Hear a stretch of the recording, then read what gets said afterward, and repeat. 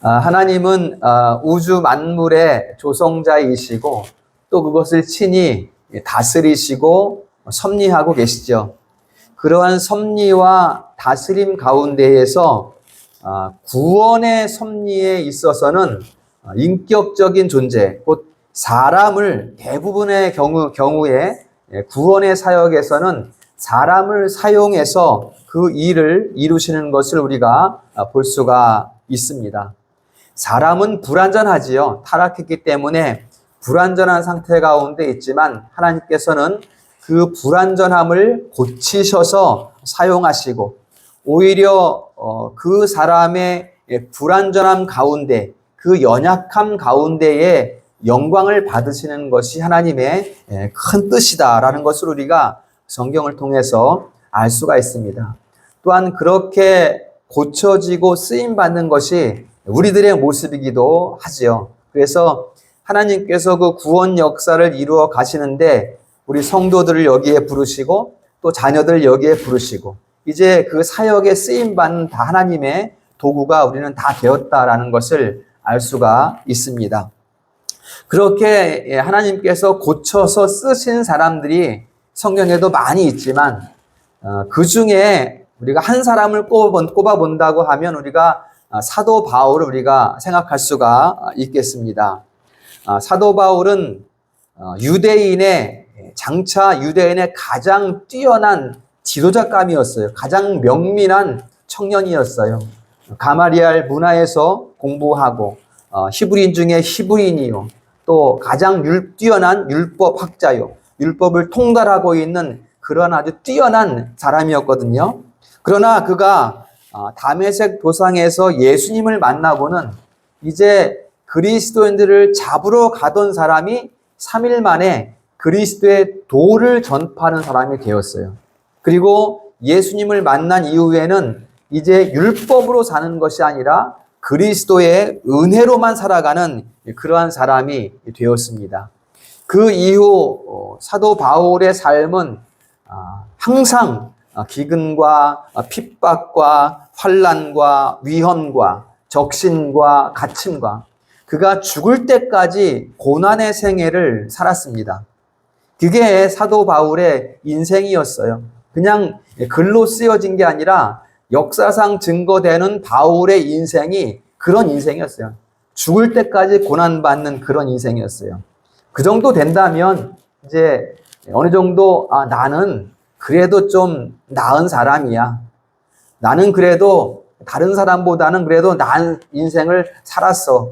이렇게 말할 법한데 사도 바울은 지난주에 본 7장 24절에서 오호라 나는 곤고한 사람이로다 이렇게 말하고 있다는 것이죠.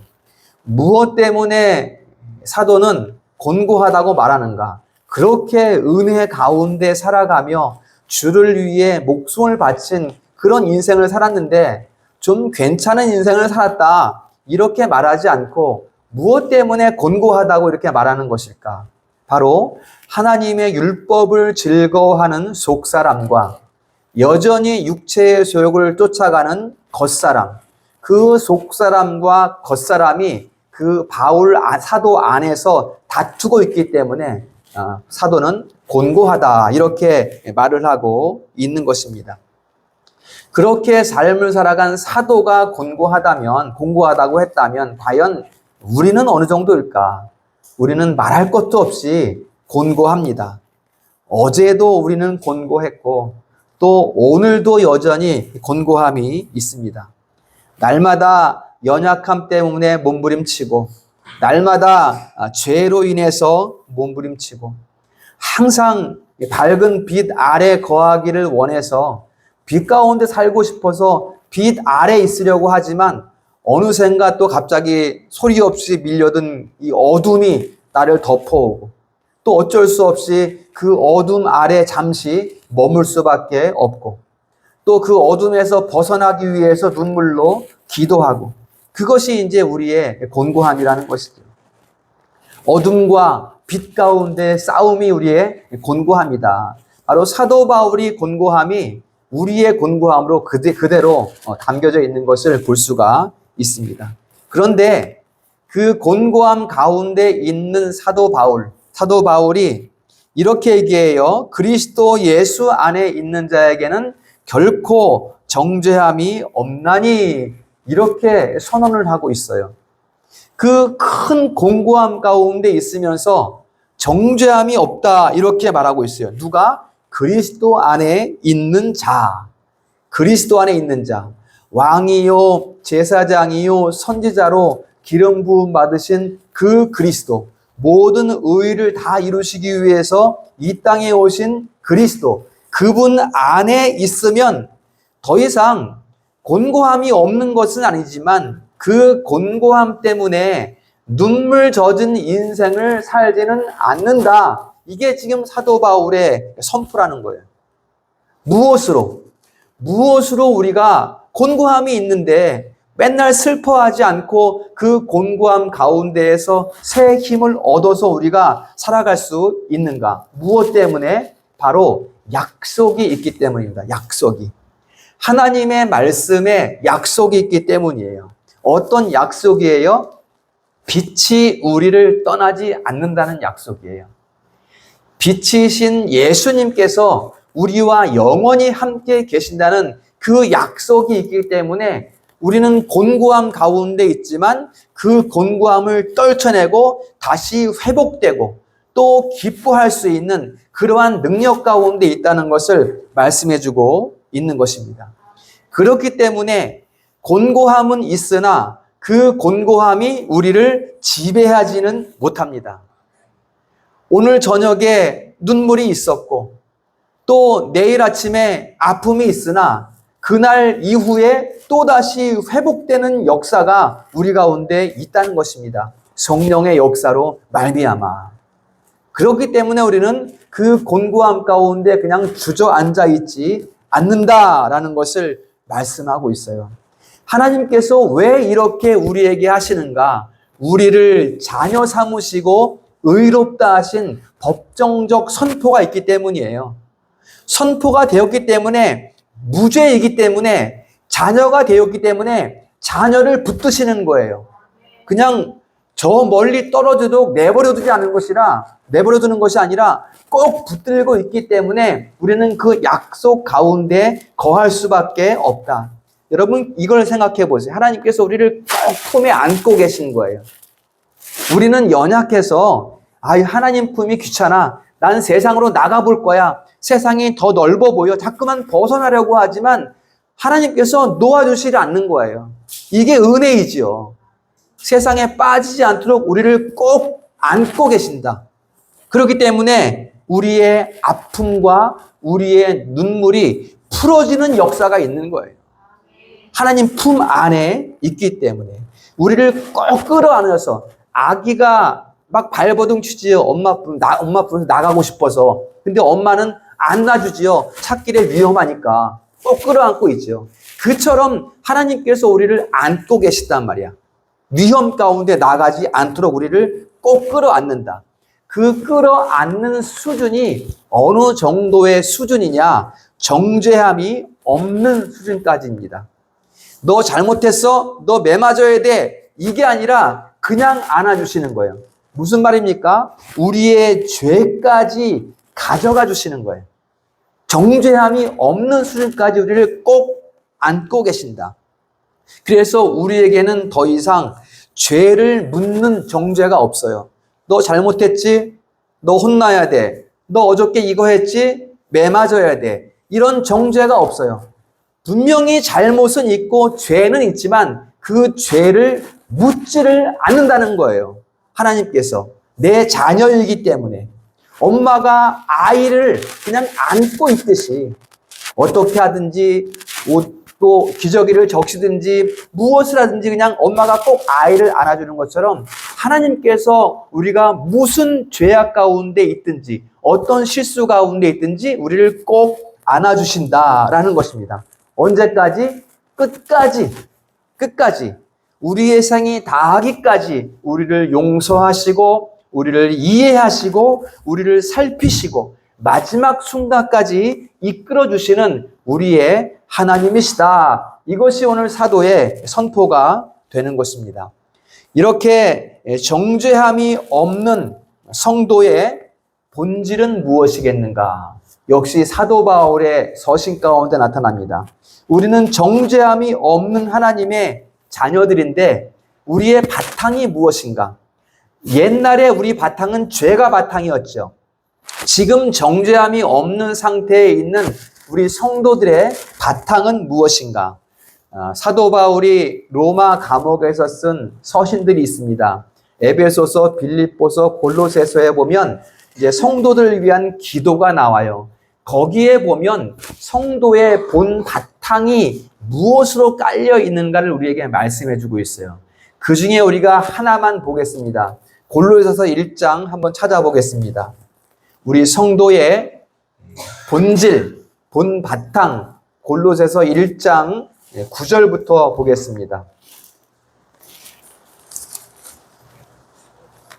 골로새서 1장 9절. 자, 1장 9절에 보면 신령한 지혜와 총명에 하나님의 뜻을 아는 것으로 채우시고, 하나님의 뜻을 아는 것이 정죄함이 없는 성도들의 본 바탕이라는 거예요. 그 다음에 10절에 보면 범사에 기쁘시게 하고, 그를 기쁘시게 하고, 이게 우리의 바탕이에요. 하나님을 기쁘시게 하는 것이 우리의 바탕이에요. 그 다음에 모든 선한 일에 열매를 맺게 하시며, 그 다음에 10절 후반부에 하나님을 아는 것으로 자라가고, 이게 우리의 바탕입니다. 하나님을 계속 알아가는 거예요. 그 다음에 11절, 이게 중요합니다. 그의 영광의 힘을 따라, 이렇게 말하고 있어요. 여러분, 우리의 본질은 하나님의 영광의 힘을 따라 무엇을 하는 거란 말이에요. 이게 우리의 본 바탕이라는 것을 말씀해 주고 있습니다.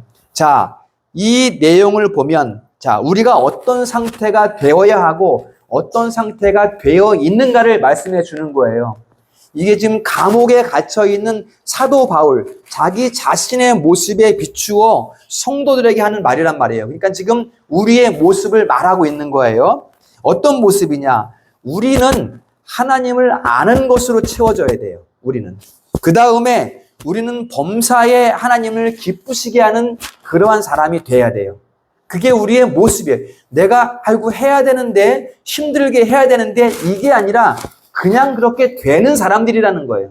범사에 하나님을 기쁘시게 하는 사람들이다. 그리고 하나님을 아는 것에 계속 살아가는 사람들이다. 이게 성도다. 그래서 선한 열매를 맺는 자들이다. 이렇게 말을 하고, 그렇게 본질을 이루어가는 능력이 어디로부터 나오는가? 어떻게 우리가 하나님을 알아가고, 어떻게 우리가 하나님을 기쁘시게 하고, 어떻게 우리가 선한 열매를 많이 맺는가? 따라합니다. 그의 영광의 힘을 따라. 그의 영광의 힘을 따라. 아멘. 그의 영광의 힘을 따라 그렇게 된다는 거예요. 하나님의 영광의 힘을 따라. 그럼 우리가 항상 고백하지만 우리로부터가 아니라는 거예요. 우리가 하나님의 일을 한다. 어떤 직장을 다닌다. 가정을 꾸린다. 누구를 사랑한다. 위한다. 위로한다. 안아준다. 이 모든 것은 하나님의 영광의 힘을 따라 하는 것이다. 라는 것이 우리 삶의 고백이 되어야 합니다. 자, 그러면 여러분 봅시다. 우리가 성도로서 성도의 능력을 발휘할 수 있는 것이 언제인가? 우리가 언제 성도로서의 모습을 마음껏 발휘할 수 있는가? 바로 하나님의 영광의 힘을 따라서 그 일은 어떤 일이 됩니까? 하나님께 영광 돌리는 일을 할 때. 이때 성도의 능력이 발휘가 되는 거예요. 아까 말씀드렸지만 내 힘으로서가 아니라 하나님으로부터 나오는 영광의 힘이에요. 그러면은 하나님으로부터 나오는 영광의 힘은 무엇을 하는 영광의 힘이겠는가? 곧 하나님께 영광 돌리는 힘이란 말이죠. 그렇기 때문에 우리가 능력을 발휘할 수 있는 것은 바로 그 능력의 힘을 따라갈 때, 하나님께 영광 돌리는 일을 할 때라야 우리가 능력을 나타낼 수 있다는 것을 말씀해주고 있는 것입니다. 그래서 성도가 하나님을 기쁘시게 하는 일을 하지 않으면 힘이 없어요. 무력해요. 괜히 아파요. 머리도 아프고 괜히 몸도 아프고 힘도 빠지고 하기 싫어요. 내 육체의 소욕을 따라가는 일을 하게 되면 될 것도 안 될 것 같아. 다 안 되는 일밖에 없어. 이건 안 될 것 같아. 방향을 바꿔야 되겠어. 또 바꾸고 또 바꾸고 이렇게 된단 말이에요. 육체의 소욕을 따라가면 힘을 발휘할 수가 없다. 무능하다라는 것입니다. 그러나 영광의 힘을 따라가면 하나님께 영광을 돌리고자 하면 어디선지 모르겠는데 힘이 솟아나는 거예요. 어디로부터 나오는 힘이에요? 내주하시는 성령의 능력으로부터 힘이 솟아난다는 것입니다. 사도는 지금 감옥에 갇혀 있지만 그 힘의 능력을 경험하고 있는 거예요. 그 감옥에서 사역을 하고 있는 거예요. 기도의 사역을 하고 있고 그 뜰에 갇혀서 이 집 안에 갇혀 있잖아요. 집에 갇혀 있으면서 거기에서 오가는 사람들이 계속 복음을 전하고 증거하고 그 사역을 계속했어요. 사도 바울은. 그냥 그 힘의 능력을 사도 바울은 옥에 갇혀 있으면서 계속 경험하고 있다라는 것입니다. 더 이상 정죄함이 없는 성도의 모습이 이러하다라는 것을 우리에게 보여주고 있는 것입니다. 우리가 그런 일을 할 수 있다고요. 우리가 그런 삶을 살아가는 존재라고요. 우리 성도들이 하나님께 영광 돌리는 존재라고, 그 힘이 영광의 힘을 따라 우리에게 나타나 있다는 것을 오늘 말씀해주고 있는 것입니다. 우리가 육적인 죄를 짓고 감옥에 갇히지는 않지만 우리 속에서 끊임없이 일어나는 그 죄의 현상들을 보노라면 우리는 날마다 정죄받을 처지 아닙니까? 그러나 사도는 그렇게 부족하고 정죄받을 수밖에 없는 그러한 처지 가운데 있는 연약한 우리가 누구인가를 계속해서 얘기하고 있어요. 너희가 누구인가? 우리의 신분이 누구인가? 우리가 어떤 존재인가를 계속 이야기하고 있는 거예요. 율법에 얽매여서 맨날 눈물 짓고 슬퍼하고 힘없이 주저하고 있는 성도들에게 지금 너희가 누구인가를 봐라. 영광의 능력의 힘을 따라 너희가 무엇을 행할 수 있는가를 너희가 봐라. 이것을 지금 사도가 이야기하고 있는 것입니다. 성경은 계속 이것을 우리에게 가르쳐주고 있어요. 우리가 하나님의 자녀라는 거예요. 하나님이 우리를 안고 있다는 거예요. 놓지 않으신다는 거예요. 우리는 예수 그리스도 안에서 의롭다 칭함을 받고 거룩한 삶을 살아갈 수밖에 없는 하나님의 자녀라는 것을 우리에게 성경은 계속해서 가르쳐주고 있습니다. 땀방울이 있습니다. 세상에서 힘겨울 때가 있어요. 그러나 우리가 눈물로 씨앗을 뿌릴 때 하나님께서 열매 맺게 하신다는 것을 끊임없이 성경은 우리에게 가르쳐주고 있다라는 것입니다. 그러니까 우리의 본질이 지금 어떻게 바뀌어 있는가? 옛 모습과 현재 모습이 어떻게 달라져 있는가를 계속해서 우리에게 말씀해주고 있습니다. 그러므로 여러분, 오늘 힘겨움 때문에 결코 낙심하지 마시고 날마다 공급되는 강건한 영적 능력으로 살아가는 성도들 될 수 있기를 주님의 이름으로 축원합니다. 이제 우리의 본질을 알았다면 이제 그 본질을 지향하는 삶을 살아야 됩니다. 이제는 그 본질을 추구하는, 계속해서 추구하는 삶을 살아야 돼요. 하나님께서 주셨으니까 됐어. 이제는 살다가 그냥 대충 그냥 교회 다니고 살다가 천국 가면 되겠지. 이게 아니라 계속해서 그 본질을 추구하는 삶을 살아가야 된다라는 것입니다. 고여 있으면 썩어요. 고여 있으면 썩기 때문에 계속해서 부어지는, 그 본질의 능력이 계속해서 부어지는 그러한 삶을 살아가야 된다라는 것을 말씀하는 거예요.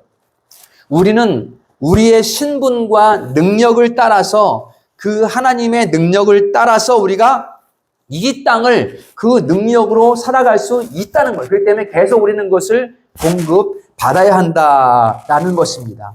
이를 위해서 하나님께서는 계속해서 우리에게 부어주고 계세요. 무엇을 부어주고 계세요? 지식을 부어주시고 총명함을 부어주시고 계시의 영을 비추시고, 그래서 우리가 더욱 강건하게 하나님께서 기뻐하시는 일을 행할 수 있도록 우리를 지금 지원하고 계세요. 하나님께서 그 힘으로 우리를 덮고 계시는 거예요. 그러니까 우리가 그 힘을 받은 자로서 우리는 마땅히 그런 삶을 살아갈 수 있다, 살아가야 한다라는 것을 말씀하고 있는 것입니다. 여러분들은 지금 가장 귀한 것을 가지고 있는 거예요. 믿으시기를 축원합니다. 그 귀한 것을 누리시면 돼요. 그냥 누리면 되는데 어떻게 보면 우리가 그것을 누리지 못하고 있는 게 문제인 거죠. 정죄함이 없는 삶은 그것을 누리는 삶이에요. 하나님께서 주신 것을 누리는 삶이 정죄함이 없는 삶입니다. 그래서 2절에서 다시 한번 말씀하고 있어요. 누리면 되는데 누리지 못하고 있으니까 2절에서 뭐라 그래요? 그리스도 예수 안에 있는 생명의 성령의 법이 죄와 사망의 법에서 우리를 해방하였습니다. 죄가 우리를 침탈 못한다는 거예요. 이제는 완전히 해방되었다. 예수 그리스도 안에 있는 생명의 성령의 법으로 말미암아 우리가 완전히 해방되었다라는 것을 말씀하고 있는 거예요. 다시 한번 1절에서 그렇게 나눠서 볼 것은 아니지만 한 번 선포하고 또 한 번 선포하는 것으로 보여지는 거예요. 지금 우리가 오늘 보는 말씀 가운데서는 2번 반복해 선포하고 있는 것을 보는 거예요. 정죄함이 없다. 너희는 생명의 성령의 법으로 자유함을 얻었다. 죄와 사망의 법에서 벗어났다. 2번을 선포하고 있는 것을 이렇게 보이고 있는 것입니다. 여러분, 생명의 성령의 법이 어떤 법이에요, 여러분? 어떤 법이에요? 예수께서 부활 승천하셔서 보좌 우편에서 성령을 부어주시니 이제는 우리 가운데 임마누엘, 우리 가운데 계신 분이 되었어요. 그렇죠? 그리고 그분은 이 땅에 계실 때 나는 길이요 생명이요 진리라고 말씀하신 그 진리가 우리 안에 오신 거예요. 즉 삼위일체 하나님의 영, 즉 예수 그리스도의 영이 우리 가운데 임마누엘 하셨다. 즉 뭐예요 지금? 생명의 성령이라는 것은 바로 예수 그리스도의 영을 말씀하는 거예요. 이 그리스도의 영이 생명의 성령의 법입니다. 그러니까 여러분, 성령이 누구에게 임마누엘 하신 거예요 지금? 예수 그리스도의 영이 누구에게 임마누엘 하신 거예요? 정죄함이 없는 성도들에게. 또 2절로 보면 이제 죄와 사망의 법에서 해방된 자들, 그들에게 임마누엘 하셨단 말이에요. 그들이 누구예요? 여러분들이고 저고 우리들을 얘기하고 있단 말이에요. 우리들을. 우리 가운데에 임마누엘 하셨다라는 것을 말씀하고 있단 말이에요. 그래서 여러분, 이제 우리는 죄와 사망의 법에서 해방된 삶, 즉 하나님의 생명의 법을 쫓아가는 삶을 살아가야 된다라는 것을 사도 바울이 2절에서 다시 한번 선포하고 있는 거예요. 우리가 그 삶을 꼭 살아야 된다는 거예요. 살아낼 수 있다는 것을 말씀하고 있다는 것입니다. 여러분, 그래서 간절한 소원으로 여러분에게 말씀드리는데 예수 그리스도를 바라보십시오. 그분이 이 땅에 계실 때 무슨 말씀하셨는지, 그분이 또 어떤 일을 행하셨는지, 이 땅에 계실 때 어떤 일을 행하셨는지를 우리가 기억하셔야 돼요. 그게 법이에요, 여러분. 그게 생명의 성령의 법이에요, 그게. 그분이 하신 말씀과 그분이 행하신 것들이 법이라고요, 법. 생명의 법입니다. 그 법이. 그래서 그리스도의 모든 가르침, 또 그리스도께서 행하신 모든 일이 우리를 살리는 법이다라는 것을 우리가 기억을 꼭 해야 되겠습니다. 그 생명의 성령의 법이 우리 가운데 임하셨으니 이제 우리는 이기는 거예요. 이기는 삶을 사는 거예요, 우리는. 우리의 본질이 바뀌어졌기 때문에 간혹은 우리가 사탄의 괴계가 우리를 넘어뜨려 하고 있지만 우리가 그것을 능히 분별하면서 이길 수 있다는 거예요. 그 그리스도 안에 있으면, 그 생명의 법 안에 있으면 우리가 분별하며 세상을 분별하며 이길 수 있는데 자꾸만 거기서 벗어나려고 하니까 분별이 안 되는 거예요, 그게.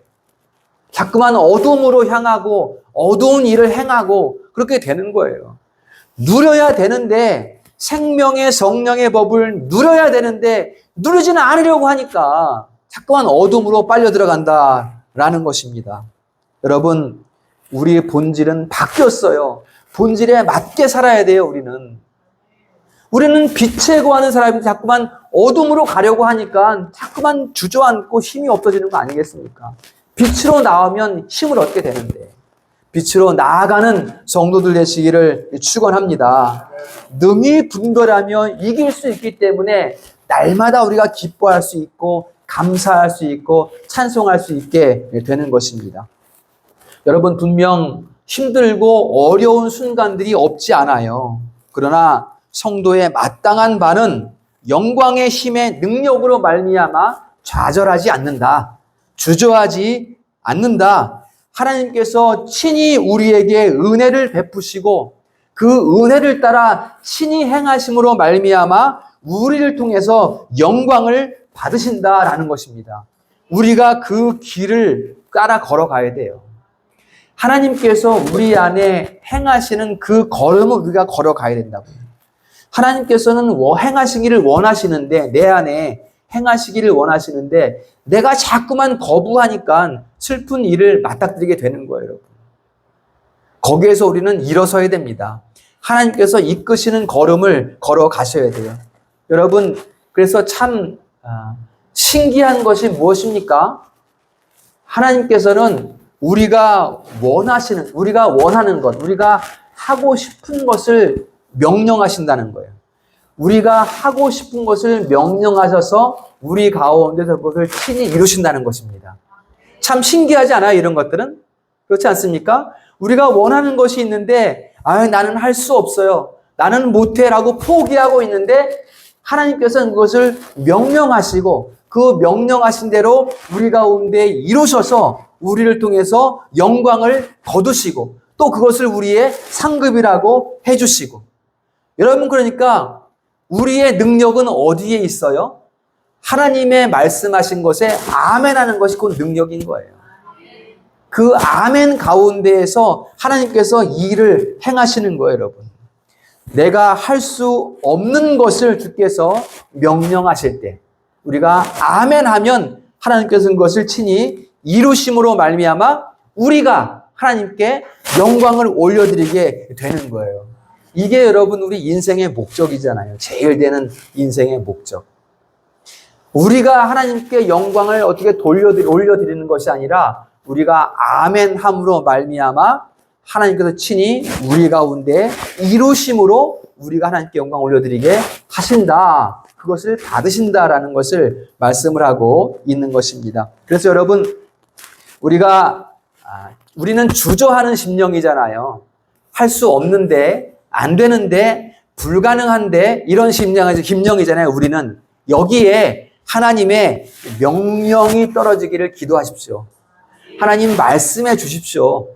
나는 할 수 없으나 하나님께서 명령하시고 그 명령하신 것을 친히 이루십시오. 이렇게 우리가 기도해야 우리 인생의 목적을 따라 걸어갈 수가 있어요. 하나님께서 주신 것을 내 안에 행하셔야 우리 인생의 목적이 달성될 수가 있습니다. 그래서 우리 인생의 출발점은 하나님의 말씀에 있어요.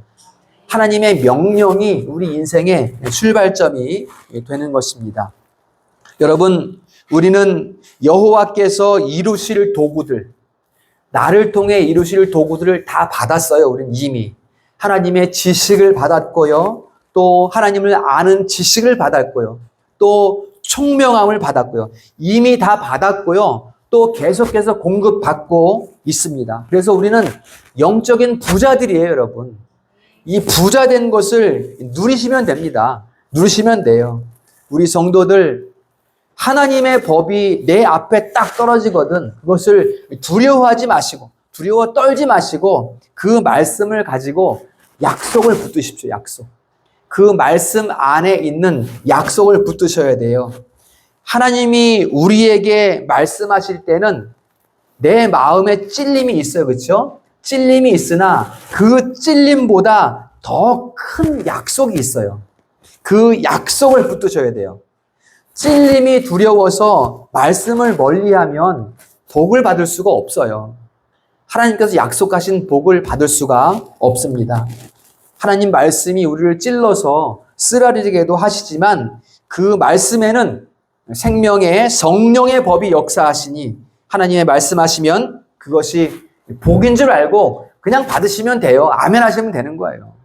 이거는 받으면 될까? 안 될 것 같은데, 이건 별 능력 없을 것 같은데, 이거 취사 선택하는 것이 아니라 하나님의 말씀이 있으면 그냥 받으시면 그것이 복인 줄 아시면 됩니다.